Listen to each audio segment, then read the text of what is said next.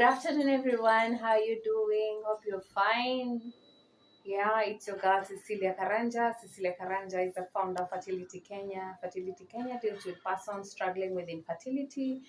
And last time we had a discussion, we said that I'm gonna be going round the country talking to doctors who are doing IVF procedures so that we can have variety.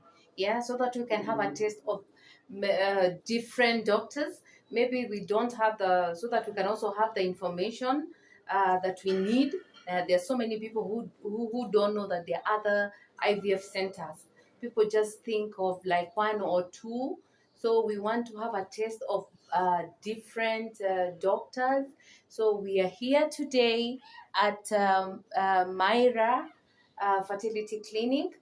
We shall be talking to Dr. Sarita. Every one of you, I know most of you know Dr. Sarita, and she will be telling us what she does and all about IVF procedures and the ICSI and IUI, so that we can know if it's what we know or it's something different, and then we can be also know where she is located, so that we can be able to also come and get treated for infertility. So help me welcome Dr. Sarita. Dr. Sarita, how are you? Good to have you here. Thank you so much. My pleasure. Yeah, so we are here. Thank you for just giving us a warm welcome. We are so grateful. Thank you even for agreeing to have an interview with us. So we're just here. We just wanted you to talk about yourself and what you do. Yes. So you can have a brief introduction on this. I'm Dr. Sarita. I am an MD Obs-Gynae and then specialized in IVF and endoscopy.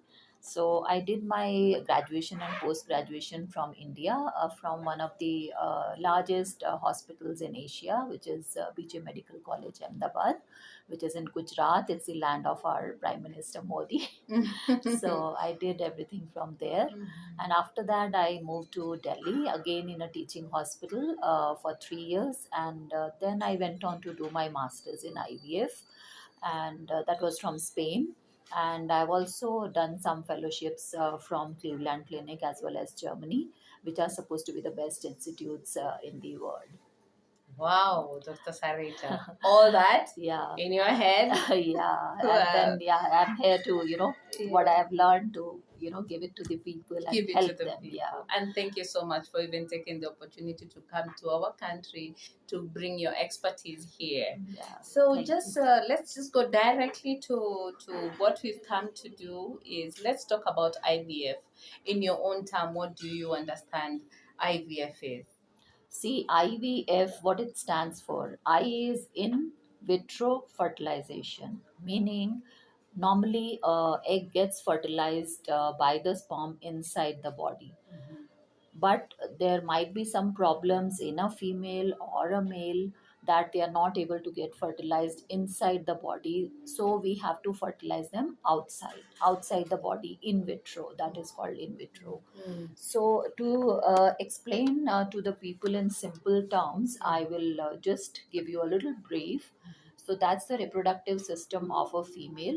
This is the uterus. Then you have two tubes and you have the ovaries. So normally every female will make one egg from either of the ovary, which gets ready around mid-cycle. And once the egg is ready, it comes out and the tubes will pick it up and the egg has to go inside the tube. So once the egg is here, it is fertilizable for 24 hours. The lifespan of the egg is shorter as compared to the sperms. The sperms can remain alive for as many as 3 days. So once the egg is here and a couple has intercourse, the sperms will move up and they will go into the tube and the fertilization happens here, and that is how the pregnancy forms. And from here, the fertilized embryo starts growing. Ultimately, it settles in the uterus and grows here. So there can be many issues during this normal procedure. So one is either a female is not making good egg, and also with the age, the number of eggs starts going down, as well as the quality.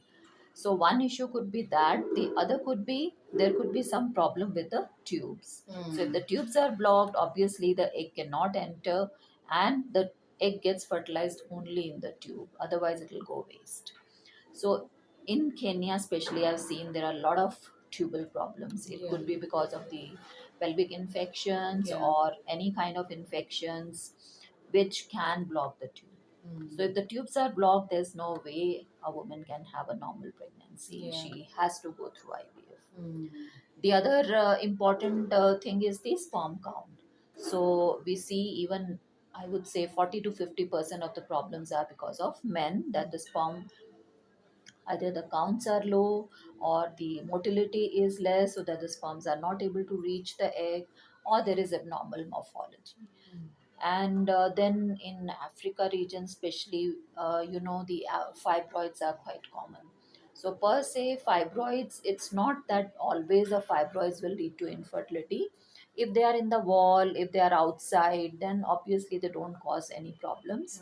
But if there is some fibroid which is occupying the space where the baby has to grow, that can cause problem. Yeah. So in those cases, the fibroids have to be removed. You have to make a space for the embryo to grow, and then we proceed. So there can be a lot of issues actually which we need to look at.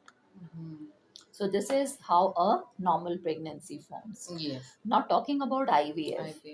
So basically our main motive is that the egg and the sperm have to get fertilized. Yes. So in IVF, what we do is we give injections to a woman, so that the number of eggs, say there are 5 eggs here, 5 eggs here, they all get stimulated, and we can monitor them on the ultrasound. And once the eggs are ready, we go through the vagina, inside the ovary, through a needle, and we take the eggs out. And once we have the eggs, the same day the man is asked to give the sperm samples. And this is how we go through the vagina, go inside the egg, and the egg is taken out. And then under a special microscope, a sperm is picked up and it is injected into the egg. Okay. So that is what is ICSI. ICSI is intracytoplasmic sperm injection. Okay. So the sperm, we make sure that the sperm is injected inside the egg. egg. Yeah. So the egg is fertilized, and once it is fertilized, it starts growing like this. And usually we pick up 2 or 3 embryos on day 3. Like these are the embryos. They are picked up and they are put back into the uterus. So we bypass the tubes. Okay. Yeah. So that is what is IVF. What I've never understood, Daktari, is now once you get inside with a needle, do you pierce? What do you pierce to We go to pierce the the vagina. So obviously, if somebody is even poking a needle, it's going to be painful. So Yeah. it is done under a short anesthesia. anesthesia? A woman Of is how put to long? sleep. About 15-20 minutes, I would Okay. say. Yeah, we have to go on this side, and then we have to pick the eggs from this side.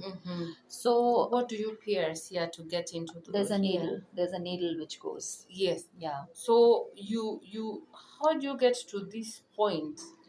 See, when a woman is relaxed under the anesthesia, Yeah. the vagina is very flexible. We can push the probe and we can be very close to the ovary, so that there's nothing in between. Oh. Yeah. Okay. When a Okay. person is relaxed, Yes. not when a person is fully awake. Yeah. Because fully awake, of course, you feel Yeah, it pain makes everything and tight, and you can't reach there. yeah. So true. it has to be done under anesthesia. It's a short anesthesia. Okay. And then when you get here, like I would imagine there are millions and millions or thousands and thousands of eggs. I don't know how many we normally carry in our lifetime, but maybe you could give us a brief of it. And then how do you get to know that you've not taken everything, Yeah. and you have like just taken what you want? Yeah, so when a woman is born, there are more than 100,000 eggs, but it's not that they all will ovulate. So, in the whole reproductive life of a woman, she ovulates approximately 400 times. So, meaning there are 400 eggs which will be ovulated and which can be fertilized. So, every cycle, a woman produces 1 egg. If it is not fertilized, it goes waste. So that is the number, and every cycle a new crop of eggs comes up. So like in one cycle there might be 5 or 7 eggs this side, 5 or 7 eggs this side. Mm-hmm. So anything more than 10, those eggs which will come up in that cycle, we can make out on the ultrasound. Mm. And that is why we say on second or third day, we can do the antral follicle count, which is called AFC, meaning if there are more than 10 eggs in that cycle, she has a good fertility reserve.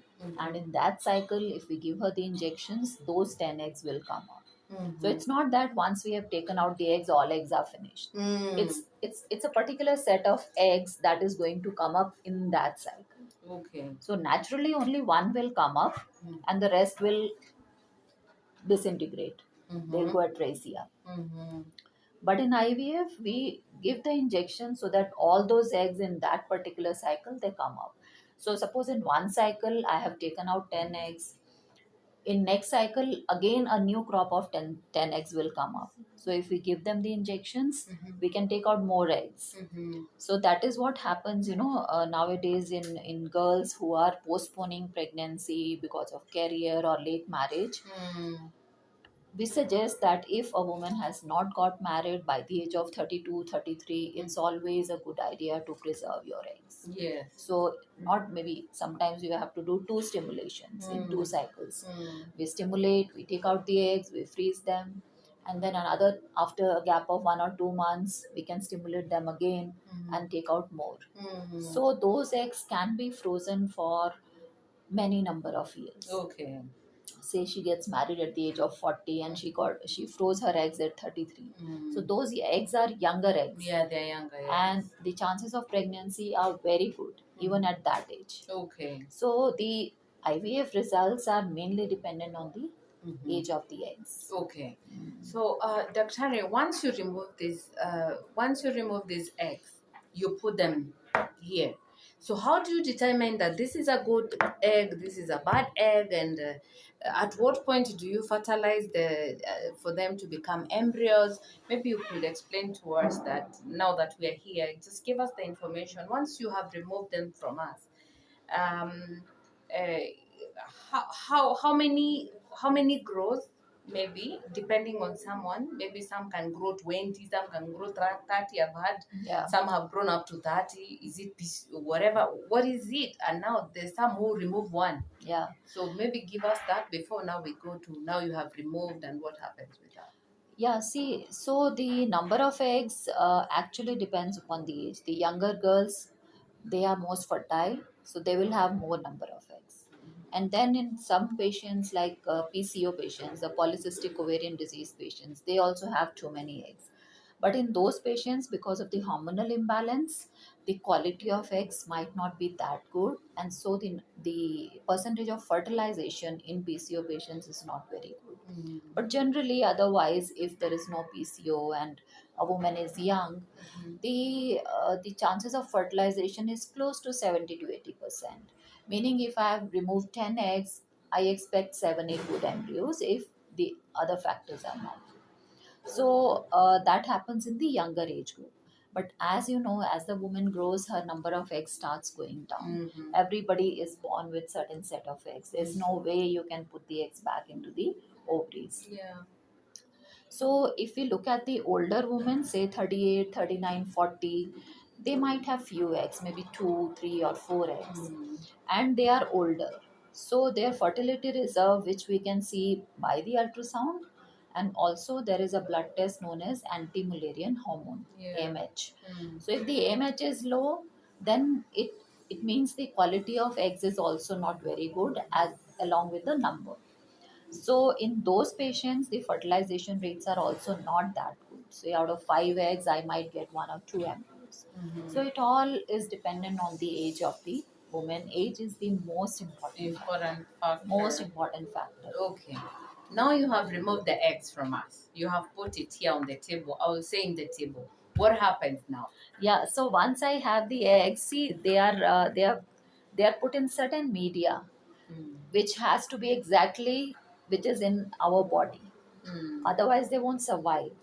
So they have to be at a particular pH, they have to be at a particular 37 degrees temperature. And to provide that, we have incubators which maintain all that.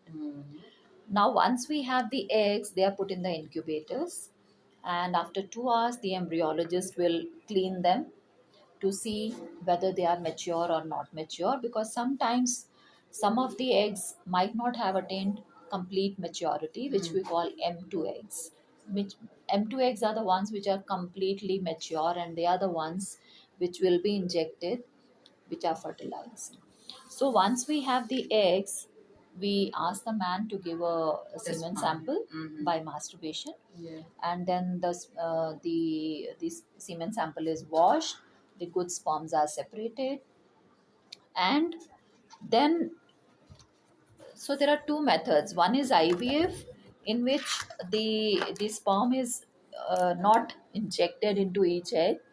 The eggs are kept in one dish, and the sperms are also kept alongside, so they'll fertilize themselves outside the body. That is IVF. That now. is IVF. Yes. Which obviously, we don't know whether all the eggs will be fertilized or not fertilized. So the results of fertilization are less.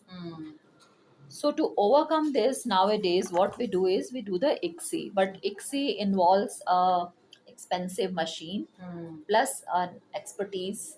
To do You that. should have the good embryologist who can do the ICSI, in which you pick up one sperm. One sperm is picked up, they hold one egg, and then they inject it inside. Okay. So that is what is ICSI. And once they are fertilized, then again the dish is marked by number 1, 2, 3, 4, 5, 6, like that, and this whole dish goes in the incubator for them to grow. Yes. You get it? So in the incubator, the same things are maintained as they would grow inside the body. That is why the IVF becomes expensive, because to get all those things in a lab outside the body, with the same kind of media, with the same temperature, pH, and everything has to be set to grow them outside the body. So once they are inside, we usually take them out after 24 hours to see how many eggs have fertilized. So we will, if they are fertilized, we'll see 2 cells, and then we don't do anything. We let them grow. On day 2, 2 cells will multiply into 4 or 6 cells, and on day 3 they will multiply into maybe 8, 16 cells. And then if we can see the cells are equal size and they're very clear, there is no fragmentation, it means they are good embryos. Yeah. And then we pick up, say there are 10 embryos, so obviously we can't transfer all of them. The 10 of them. So we usually transfer 2 good embryos, hoping that at least one will stick and grow. So in a younger On age that, group, Dr. Sarita, sorry for interrupting you. How do you know that this is a good embryo? Is there you check it on microscope, Yeah. or you just check and see, this egg is better than this one with your own eye? no, that's what I said. See, once they are fertilized, maybe there should be a picture here. See, like this. Once they are fertilized, you can see you can make out the cells. Yeah. Okay. Yeah. This is like 4 cell. So if the cells are equal and there is no ragged margins, which we call fragmentation, and they're very clear, equal size, they are supposed to be the good embryos. And then there are different other criteria. And once the embryo grows, if you have good embryos and if you have adequate number, we allow them to go up to day 5 also. So the embryos which have grown outside the body up to day 5, it means they have a capability to grow even inside. Yeah. So if you have enough embryos, we can take them up to day 5, which is called blastocyst. And then we select the best ones and transfer. Wow. Yeah. Okay. That is good. Now you have transferred. Yeah. What happens? So now, once the embryos are pushed into the uterus, so again that is done under ultrasound. Somebody will hold the ultrasound. I'll push my Am I catheter. under anesthesia or is just normal? No, it's without anesthesia. It's a very thin plastic catheter which goes inside, and we can see where is it going, and we place the embryos. Okay. Okay, you can just see the dot on the ultrasound Okay. that they have gone at the right place. Okay. And once Because in IVF, a woman has been given a lot of medication, so we put them on the support medications so that the embryos which have been transferred, they can implant and they can grow. And after 2 weeks, we do the blood test, and then we get to know whether she's got pregnant or not. Okay. In your case, Dr. Sarita, do you allow people to work after the transfer, or what do you advise people to do immediately after the transfer? See, generally, we say that not a complete bed rest, but a restricted activity is advisable. So they should avoid any kind of exertion or any jerky traveling. Mm. And we tell them to abstain from sex for 2 days Mhm. because that can induce contractions. For 2 days only. Yeah, for 2 days. So after that, you can have sex? Yeah. Oh, Because we didn't know. see, it is only in the 48 hours that the embryo will get implanted. Once it has implanted, then it will grow. It's So only in 48 hours, 48 hours, 2 days only. 2 days only, Yeah, that the embryo will attach. yeah. There's a window of implantation, Yes, and it will implant if it has to implant. it has to implant. If it has not implanted, it will not It will not implant. implant. Yeah. Okay. So 2 days of rest is advisable, and immediately after the transfer, we say 2 hours is more than enough. Mhm. Then she can get up, be on her normal, and she can do the regular activities. You can go back to work. Preferably not- no, if- because when you are at work, you are running around and there's a lot You're of stress. stressful. Yeah, so it's always better to take just 2 days. That is what I advise, and a lot of people have advised that. Mhm. So that is advisable. Okay. After 2 days, she can be normal. She can do what she wants. Mhm. Of course, no jerky traveling till you get the pregnancy test. You have Test. to avoid that. Okay, Dr. Ari, why do we get spotting during our 14 days wait? Why do patients at time get some spotting? At the And time what of happens? at the time of ovulation, you mean to say? No, you see, like you have transferred us the embryos, Mhm. then you've told us to go and wait for 14 days. Mm. Between the 14 days, there are people who say that they spot. Mhm. Why would that happen? See, it's sometimes some people can have implantation bleeding. Mm-hmm. When the embryo has implanted and there is time after 14 days, if even if the embryo has implanted, the uterus lining is very thick, and that will be the time of your regular cycle. Mm-hmm. So some people can have little spotting. Mm-hmm. In spite of having spotting, the pregnancy can grow. It's not that she's aborting. Mm-hmm. Yeah, and also if some people have been put on the support medication, Yes. and if by any chance if they have missed or they have stopped, Mm-hmm. then also you can have a withdrawal bleeding. Okay. So it is advisable, unless your doctor says do not stop the medication, Mm-hmm. because you are on support medication like progesterone gel or any other medication that you are taking. Mm-hmm. So you should, once, even if you have done the test, you should continue taking your medication unless advised by the doctor. Okay. Now it takes me now uh, to like I need to understand from the time I get into the door what happens to me when I come to you. Just briefly tell us, once you get here, do I need to pay for consultation or it is free? What else do I need to do? How much is the procedure? Then just take me through. Do I need to take medication? After medication, what time do I come for the procedure? Yeah, let me get the file, one file, new patient file.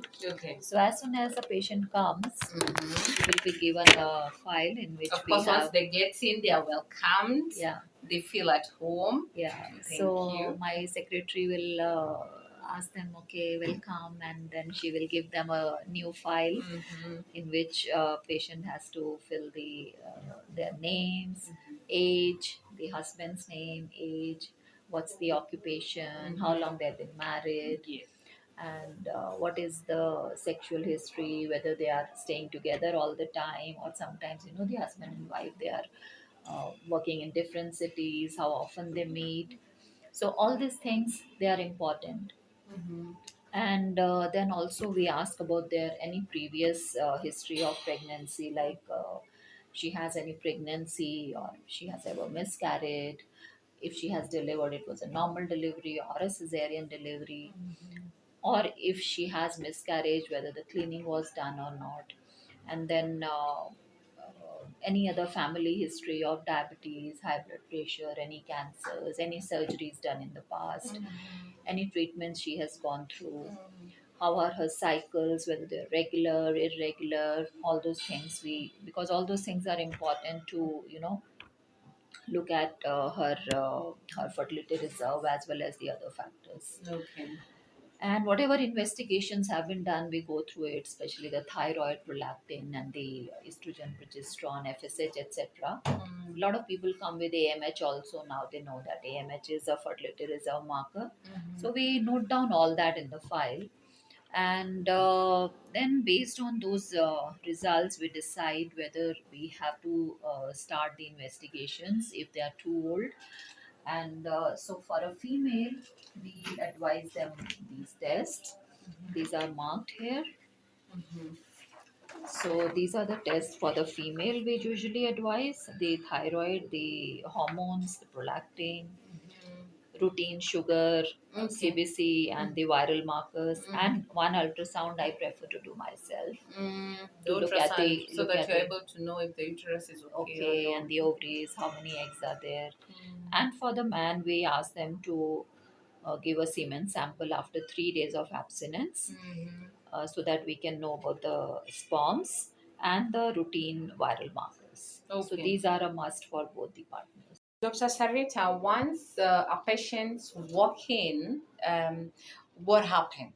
I just wanted to have a brief of like from the time they get in to the time they do the procedure, in a brief, yes. So once the patient comes in, Mhm. they are given this paper, which is about a new patient file. It records all the details about the patient's name, where they live, what when did they visit us first, their email address, the phone number, so that you know we can communicate in future.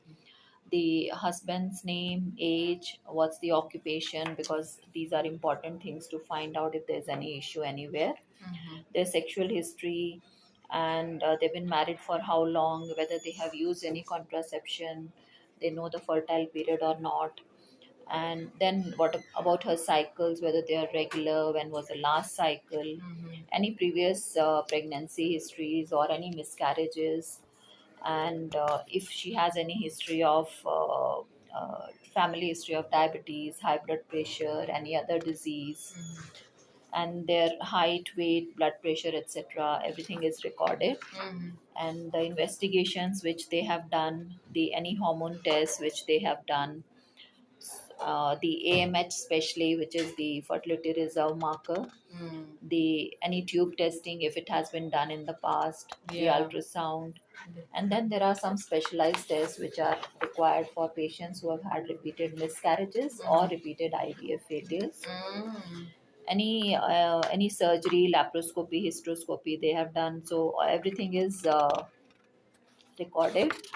And then comes the husband part. So husband might have done the semen test, and so we look at the previous semen reports, and if required, some men come with low sperm counts or no sperms, then we advise them to go for the hormonal profile again.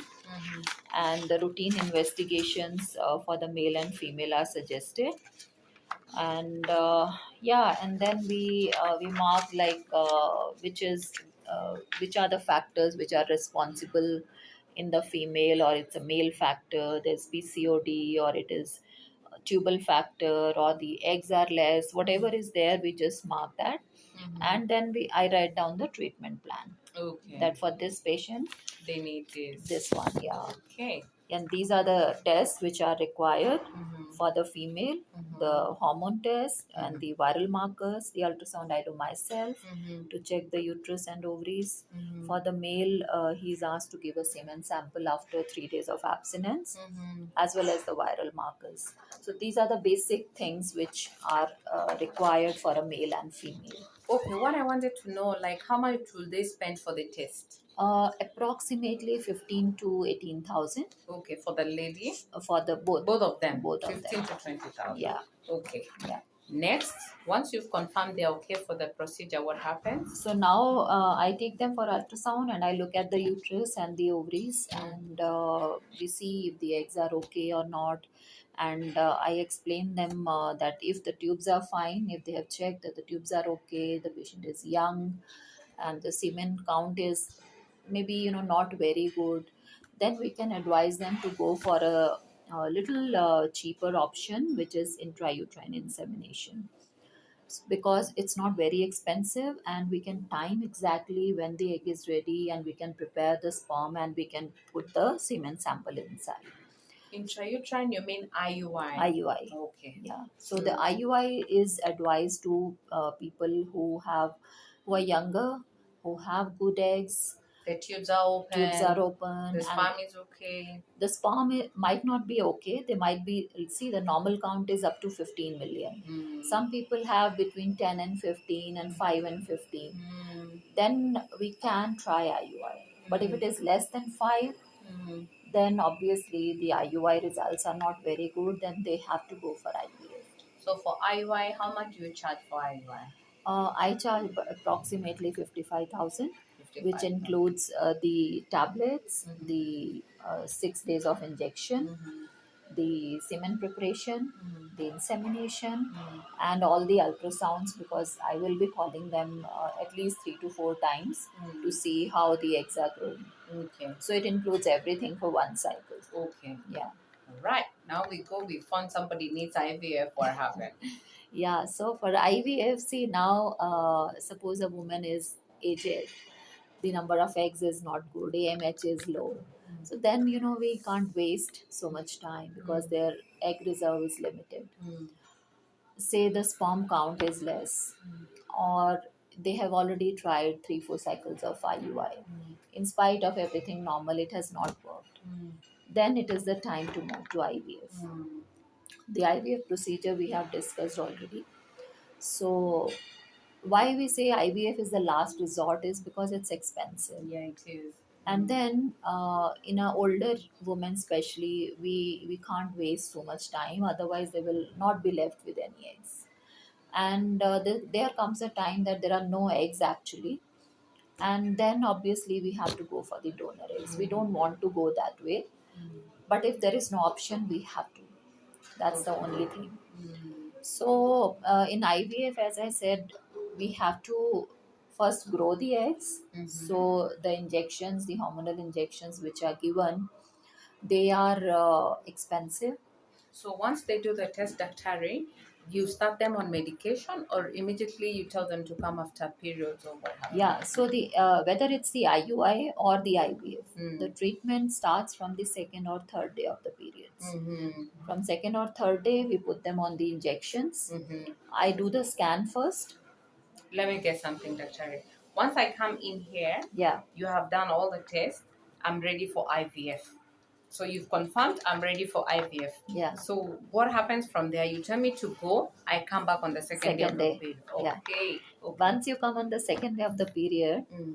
still I will do the scan Yes. before I start the injection, Very because I true. need to rule out sometimes there can be cyst which can appear anytime. True. So I need to do the scan, confirm everything is okay. Then I write down the injections. The injections are the combination of FSH, LH, which are the hormones, and they are given in a slightly higher dose Mm. so that the eggs which are there, they can grow. Yes. Now the injections cost is approximately 80,000 to 100,000, Mm-hmm. because once we start the injections, they have to be given every day for 10 days, For 10 days. 10 or 11 days depending on how the eggs are growing. Mm. And for the injections, the first dose, my nurse gives them here, and we tell them, because some of the injections are easy to be taken, which are given in the fat, which a person can do themselves if they are not too scared of the injections. Yeah. So we tell them either you can come here every day Yeah. to take the For free injections. injections. Yeah. Mhm. Or You if can they can carry. take, yeah, they can carry with themselves and they take the injections, and on fifth day of the injections I check them Again for another scan. So Yeah. the first scan is on the second day of the period. Yeah. The The Second second scan scan, is on the fifth day of the fifth day. injections. Okay. Okay, Mm-hmm. fifth day of the injections, Mm-hmm. and from that we add one more injection to Mm-hmm. prevent the rupture of the eggs, Yeah. and then I call them usually on the eighth day of the injections. So there are about 3 or 4 scans which are done to exactly regulate that the eggs are growing well. On the eighth day, Eighth day of the injections. there's another scan, Yeah. the third scan. And then finally on 10th or 11th day of the injections, we do the final scan. Mm-hmm. Usually by 10th or 11th day, the eggs are ready. 10th or 11th day. Yeah. Okay. And that day we give them the trigger, Mm-hmm. and 35 hours after the trigger, Mm-hmm. the eggs are picked up. So they are called into the lab, the IVF lab, Yeah. where the eggs are picked up. Mm-hmm. And the same day, the husband has to come to give the semen sample, and then we fertilize them.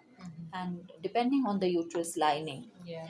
because sometimes when the hormone injections are given, then the uterus lining is sometimes not very good. Mm. So in those cases, we fertilize the eggs and we freeze them. Mm-hmm. But if the uterus lining is good, the hormone levels are okay, Mm-hmm. then I do transfer. Okay. Yeah. So we've said for the test is between 15 to 20,000. What about the procedure? Is how much? IVF procedure costs about 450,000, Mm-hmm. and the injection cost is between 80 to 100,000. The injections are on the side. You Yeah. have to pay for the injection. The Yeah. procedure is So, 450. yeah. So Okay. approximately 500 to 550 is the total cost for one cycle of IVF. Okay. And then after you do the transfer, what happens? Here you have removed the eggs and you have fertilized and then you transfer. Yeah. Do we need to go home with the medication that we pay Yeah. for? Yeah. We pay for the medication. Yeah. Mhm. That's about For the 10, 14 days. 10, 12 days. 10, 12,000, not 10 much. to 12,000. Yeah. Okay. Yeah. Wow. And we call them after 2 weeks. Yes. They do the blood test Yes. to confirm whether they got pregnant or not. Or not. The pregnancy test for the blood, of course. The beta HCG The test. beta Yeah. HCG. Yeah. Then once they have been confirmed they are pregnant, they continue with the medication or they stop immediately? No, no, no. See, IVF pregnancy is a very precious pregnancy. Yeah. And first 3 months, we do put them on medication which supports the pregnancy. Mm-hmm. Otherwise, the chances of miscarriage are there. And obviously, when somebody has spent so much of money, so much of time and efforts, we want it to go smoothly. Yeah. So they have to be on the medication for first 3 months. Mm-hmm. And then after 3 months, once we have seen that the baby is growing well, heartbeat is there, and she is progressing well, then we slowly take them off, not all of a sudden. Mm. Okay. So how okay, after they've been confirmed they're pregnant, you put them on other medication that costs roughly how much, and then how long are they gonna take for the procedure for the medication? So I would say approximately I put them on the support medication, which might cost between 5 to 6,000 a week. Okay. Yeah. Mm-hmm. Which continues up to at least 10 weeks. Mm-hmm. And once we confirm everything is okay, then we slowly withdraw the You support withdraw. medications also. Okay, in this case, once they do the procedure, Dr. Ray, do you continue as their gynecologist or you ask them to go somewhere else? Usually after 3 months, I tell them to go to their obstetrician, Okay. because I generally deal with the IVF and the laparoscopies. Okay. I send them to the other doctors who Yes. either the doctors who have referred to me, or they can choose their. Wherever they want to go. Yeah. But you make sure that the babies are safe. Once you confirm they are safe, then now you can release Yeah, them somewhere yeah, else. yeah. Wow, that is nice, Doctor. Thank you, Dr. Sarita. That was powerful. You've given us very good information that we really wanted to have. So maybe generally you can tell us about your success and how many IVF you've done. Not necessarily how many, like what is the success rate you would want to do, and maybe yeah, Yeah, so the success rate of, see, I've been doing IVF for last 15 years Yes. now, and I think must have treated more than 5,000 patients. Yeah. And the success rates are generally between 50 to 60% 50 to 60. in Okay. younger age group.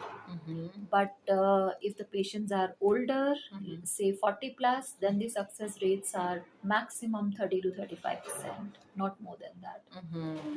And of course, if 42 43 age group woman comes, we see if we can try, we try with their own eggs. Mm-hmm. So in that age group, the success rates are only this. If they succeed with their eggs, fine. If they don't, then we have to move on to the donor To the eggs. donor eggs. So the donor egg success is obviously good because the eggs are from a younger Very woman. true. Yeah. So in that, again, the success rates could be 70% or 80% donor Okay. eggs. Yeah, True. yeah. So Because that's the eggs are for younger yeah, person. Okay, that is good.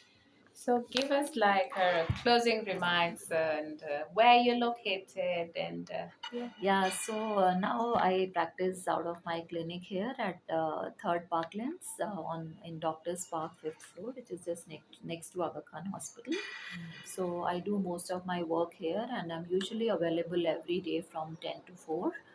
And yeah, if sometimes the working people, they want to come in the evening hours, so I do take their appointments by appointment only, but generally every day I'm here. Yeah. And usually the surgeries I perform early mornings Mm-hmm. from 8 o'clock onwards. Mm. And I do IVF, laparoscopies, hysteroscopies. Then there's one more thing which we didn't discuss was TESA Mm. for the azoospermic man.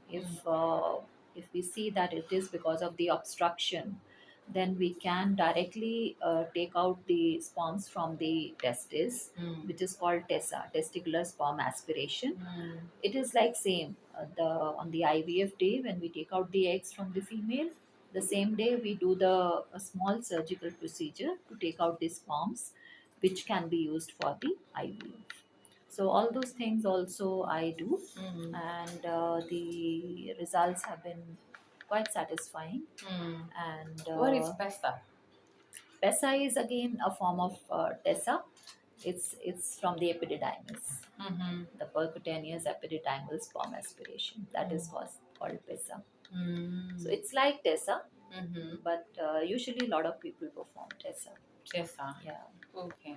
Give us your contact, your Facebook page, so that we can follow you. And maybe if you want to ask more questions that we've not answered here, people can call you. Yeah, sure. So this is my number 786-404972, Repeat and again. it is 786-404972. Myra IVF Clinic. So that's my number. You can always WhatsApp me or email me. My email ID is drsarita2007@gmail.com. And my secretary's number, if by any chance if I'm busy with the patient I don't pick up the phone, you can always call my secretary Nancy at 786-656-236 for the appointments. And my website is www.drsaritasukheja.in, and you can even book the online appointment on that. I also take teleconsultations. If you can't visit personally, you can fix up a teleconsultation appointment. I can talk on phone, WhatsApp call, whatever is convenient.